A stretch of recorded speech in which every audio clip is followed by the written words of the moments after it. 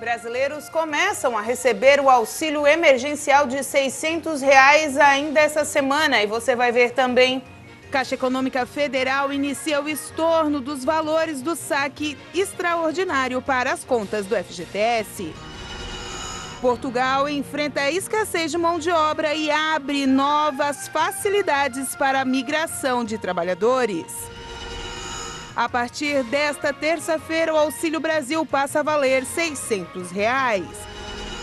Começa a campanha de multivacinação em todo o país. Essas e outras notícias você acompanha a partir de agora no Informe Região.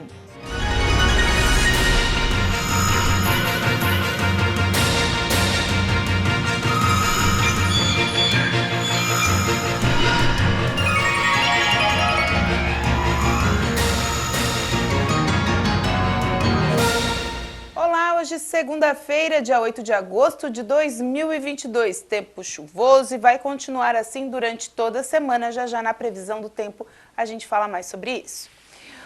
1 em cada 8 pessoas infectadas com o coronavírus desenvolveu pelo menos um sintoma de longa duração.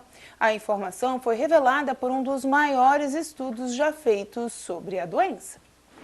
Um novo estudo publicado pela revista britânica The Lancet mostrou que 12,7% dos que tiveram Covid, quase 1 em cada 8, sofreram com sintomas de longo prazo. A pesquisa foi realizada com mais de 76.400 adultos na Holanda, que preencheram um questionário online sobre 23 sintomas típicos de Covid prolongada. Os ensaios compararam pessoas com Covid prolongada àquelas que não foram infectadas. Entre março de 2020 e agosto de 2021, cada participante respondeu ao questionário 24 vezes. Nesse período, 5,5% relataram ter sido infectados pela doença. Destes, mais de 21% tiveram pelo menos um ou vários sintomas severamente aumentados, 3 a 5 meses após a infecção. O estudo realizado observou ainda que os principais sintomas que persistem após a infecção estão relacionados a dificuldades respiratórias, dores, fadiga e perda de paladar e olfato, e concluiu que quase 9% das pessoas em um grupo de controle que não contraíram coronavírus relataram um aumento semelhante.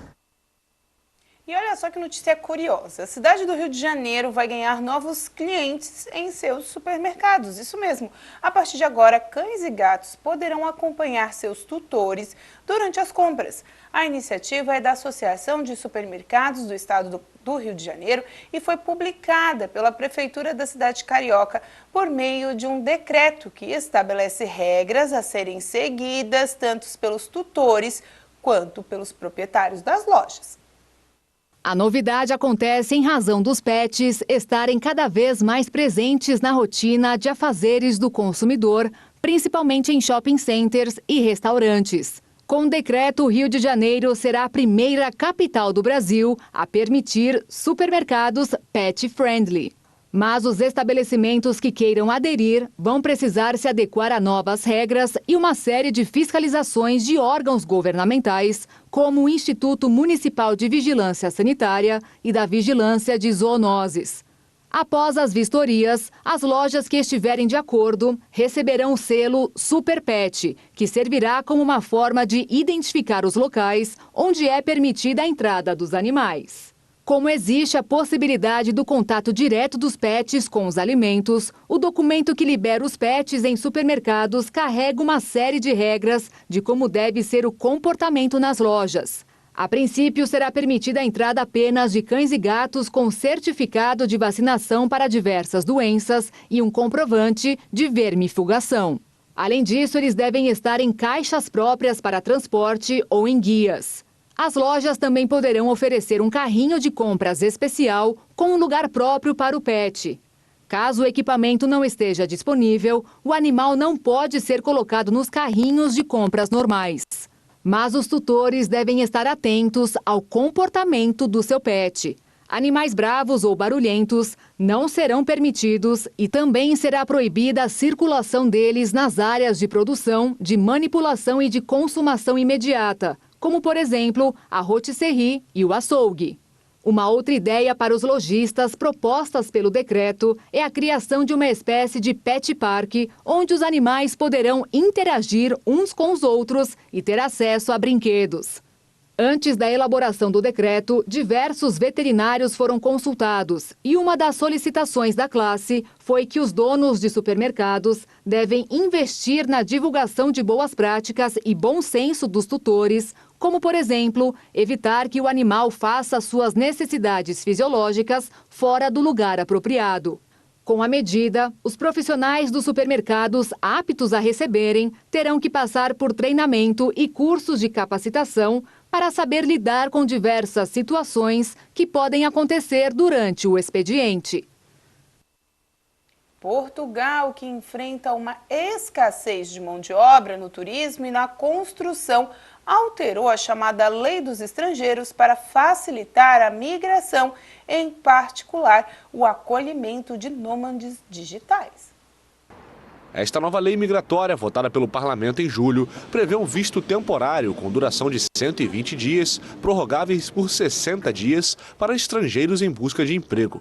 Também vai facilitar os procedimentos de visto para os nômades digitais, trabalhadores que exercem sua atividade graças às possibilidades oferecidas pelo teletrabalho.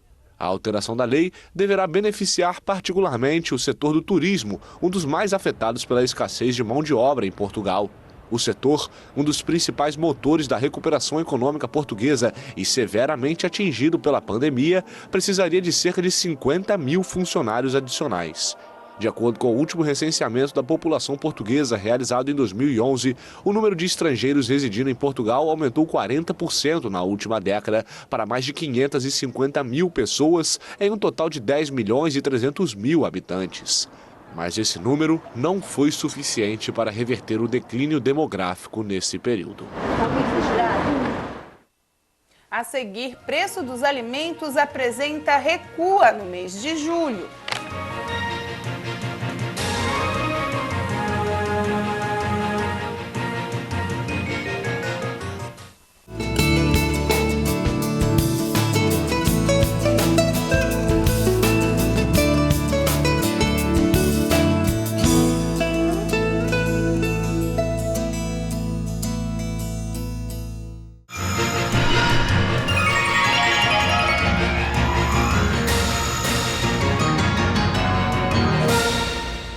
Com relação a junho, a indústria de veículos teve um acréscimo de 7,5% com relação ao mês anterior.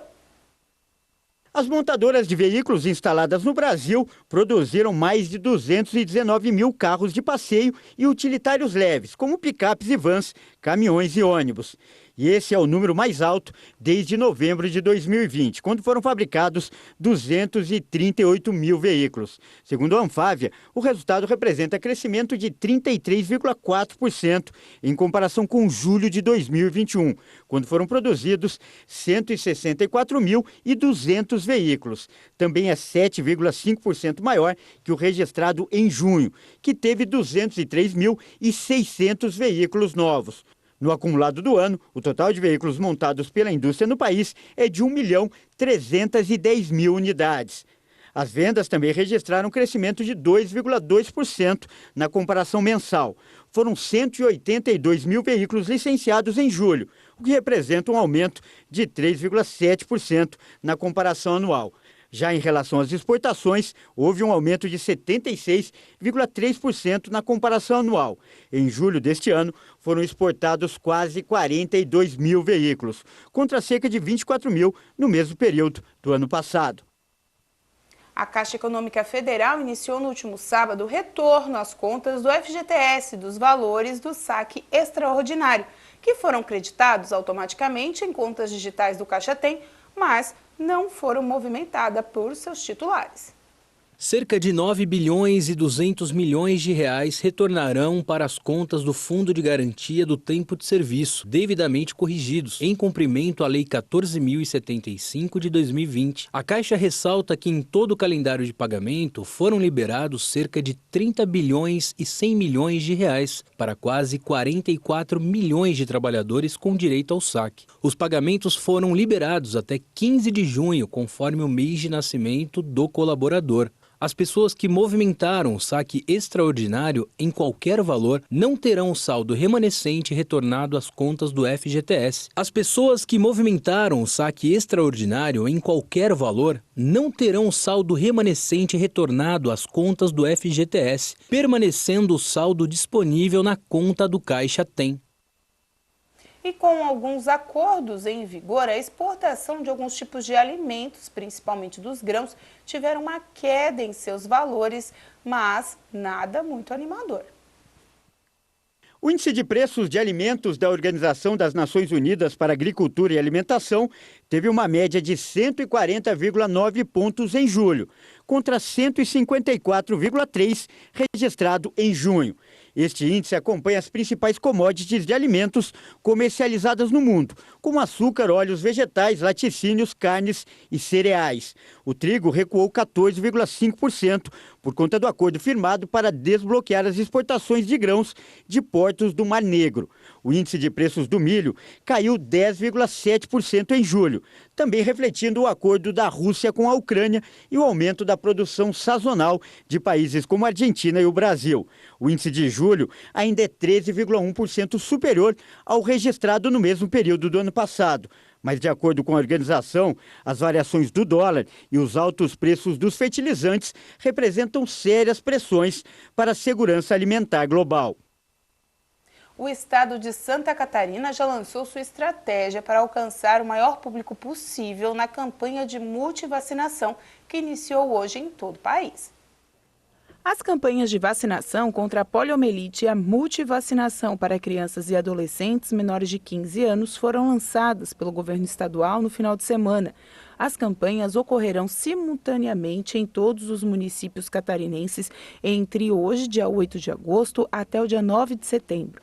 O dia D será no sábado, dia 20 de agosto, uma mobilização estadual, onde todos os postos ficarão abertos para vacinação. Na campanha de vacinação contra a polio, a indicação é vacinar crianças de forma indiscriminada de 1 ano a menores de 5 anos de idade, 4 anos, 11 meses e 29 dias, com a vacina oral da poliomielite, desde que já tenham recebido as 3 doses da vacina inativada da poliomielite do esquema básico. Para crianças menores de 1 ano, a vacinação deve ser feita conforme a situação vacinal encontrada para o esquema primário. A primeira dose é aos 2 meses, a segunda dose aos 4 meses e a terceira dose aos 6 meses com a vacina VIP. O público estimado é de 489.948 crianças na faixa etária de 0 a 4 anos. Já na campanha de multivacinação, serão oferecidas para as crianças e adolescentes menores de 15 anos todas as vacinas do calendário nacional de vacinação. São 17 tipos que protegem contra as mais de 20 doenças como febre amarela, sarampo, meningite, cachumba, rubéola, tétano e coqueluche. Nessa campanha, as doses são recomendadas para todos aqueles que, por algum motivo, deixaram de tomar as vacinas ou estão com o esquema das vacinas incompletos. Importante ressaltar que a cobertura vacinal desejada é de 95% para todas as vacinas, exceto para do rotavírus e BCG, que é de 90%. Durante o período das campanhas, crianças e adolescentes também poderão ser vacinados contra a Covid-19. Segundo as orientações do próprio Ministério da Saúde, não existe mais a necessidade de aguardar um intervalo de 15 dias para a aplicação da vacina contra a Covid-19 de mais doses do calendário nacional de vacinação em crianças a partir de 3 anos. Sendo assim, as doses podem ser tomadas de forma simultânea ou em qualquer intervalo. Vamos conferir agora a previsão do tempo para essa semana que promete ser bem chuvosa. Terça-feira, o dia amanhece com 11 graus, chegando à casa dos 19. O tempo nublado, com muita chuva pela manhã e temporais previstos para o final da tarde e início da noite. Quarta-feira, o dia amanhece com 9 graus, chegando aos 17. Há previsão de chuva para todo o dia. Quinta-feira, o dia amanhece com 9 graus, chegando aos 19. Sol com muitas nuvens durante o dia e períodos de céu nublado, com chuvas a qualquer momento. Sexta-feira, o dia amanhece com 8 graus, chegando à casa dos 20. Sol com muitas nuvens durante o período do dia. Períodos de céu nublado, com chuvas a qualquer momento. A seguir, Tigre tenta confirmar hoje sua ida para as semifinais do Catarinense.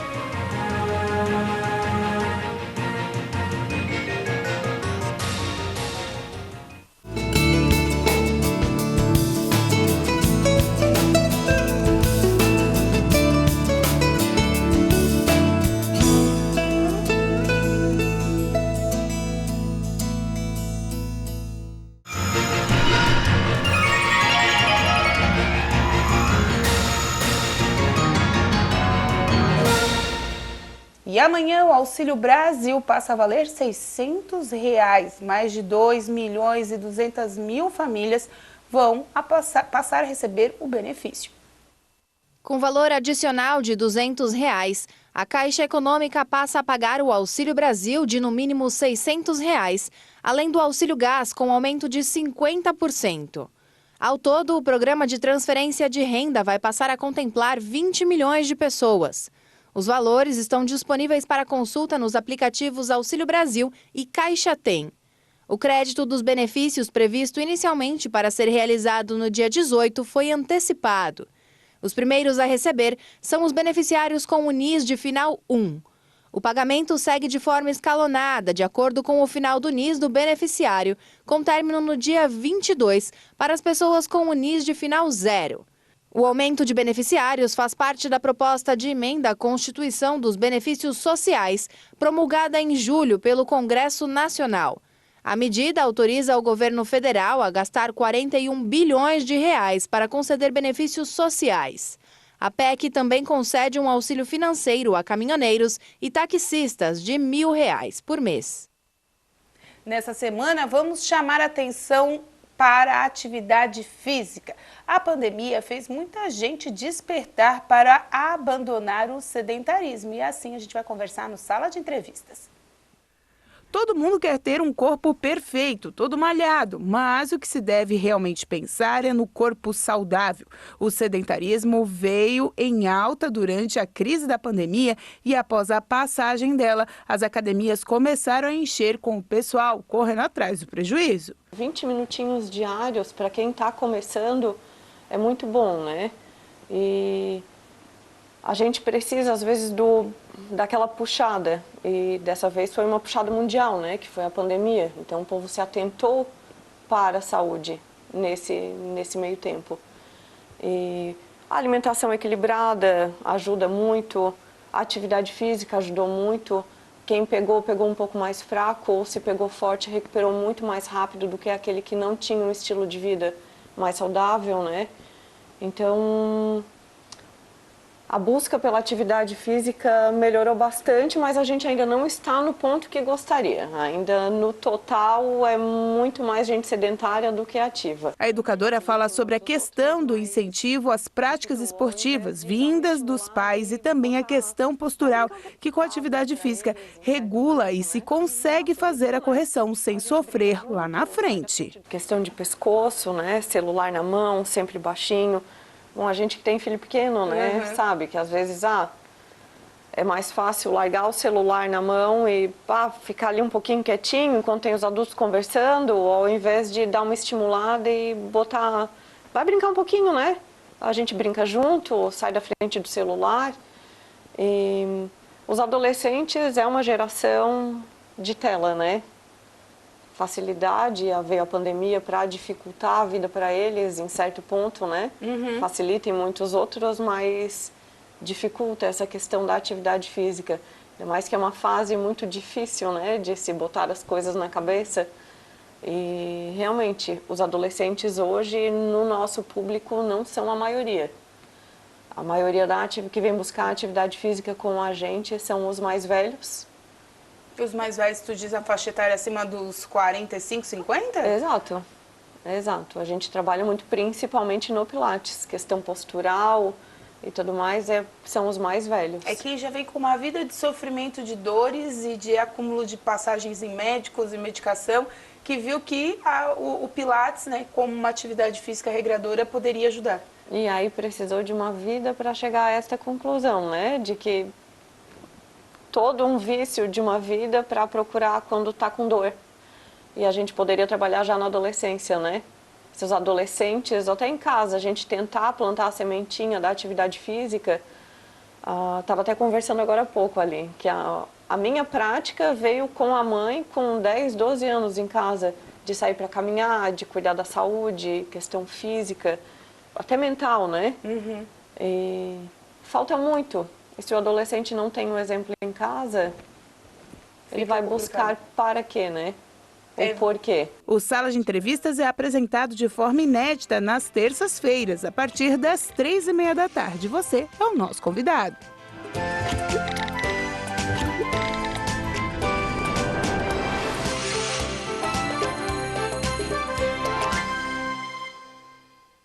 E daqui a pouco tem jogo do Criciúma. O Tigre decide a ida para a semifinal do Catarinense da Série B diante do Guarani de Palhoça em casa. O Criciúma entra em campo na noite desta segunda-feira, às 8h da noite, no estádio Heriberto Wilson, para encarar o Guarani de Palhoça, tentando confirmar a sua vaga na semifinal da Série B do Campeonato Catarinense. O primeiro jogo, disputado na última semana, no estádio Renato Silveira, terminou com o triunfo do Tigre, por 3-1. Com o resultado, a equipe carvoeira pode perder até por 2 gols de diferença, que segue adiante na competição. Após a vitória em Palhoça, Tencati ponderou a vitória e disse que o final de semana seria de planejamento, já que na próxima quarta-feira o Tigre enfrenta outro Guarani, desta vez o de Campinas, no Majestoso também, mas pela Série B do Brasileiro. Então aconteceu aquele primeiro momento, a gente se estabilizou um pouco, se organizamos depois para a reta final do primeiro tempo, terminamos melhor, poderíamos até ter aberto o empate já, né, no finalzinho ali. Até acho que naquela bola que o Marquinhos invadiu ali a grande área, ele poderia ter levado, poderia ter finalizado em gol, né? Ele tentou o passe na entrada do Thiago Alagoano. Acredito que se ele tivesse finalizado, poderia ter gerado até o gol, mas é o momento do jogador. E como bola aérea também a gente chegou, né? A gente teve chance para poder empatar no primeiro tempo. Não ocorreu, então a gente tomou decisões. Já de ter mudança, de colocar mais um centroavante ali, até porque ele jogava com uma linha de 3 zagueiros, né? Então bem fechado aqui atrás, então a gente tinha que mexer com essa estrutura defensiva deles. E fomos mexendo aos poucos. Então essas mexidas dos 2 centroavantes, que no entanto que a primeira bola ali, né, de infiltração no próprio Thiago Alagoano, e depois a sequência do Lohan, uma segunda assistência que ele infiltra no segundo pau, né? Então essas mexidas do Lohan, o próprio Caio Dantas, provocou muito espaço para o Thiago infiltrar, apareceu mais espaço para o Marquinhos, trouxemos o Marquinhos para construir mais, e depois na sequência, então, com a entrada também do Fernando Viana, mantivemos isso. Então eu vejo que o importante era vencer, precisávamos do resultado, até para abrir uma vantagem, não significa que estamos classificados, é um jogo de volta e tem responsabilidade disso na segunda-feira. É claro que aí a gente pode planejar diferente já de segunda para quarta, não fica numa pressão exagerada de um outro processo de resultado. Então contribuiu muito o resultado hoje aqui. No final de semana, o técnico comandou treinamentos e fez a provável escalação da equipe para o jogo de logo mais contra o Guarani. Deve ter Alisson, Claudinho, Rayan, Zé Marcos e Helder, Renan Areias, Marcos Serrato e Alexandre Tan, Guilherme Azevedo, Fernando Viana e Lucas Poleto.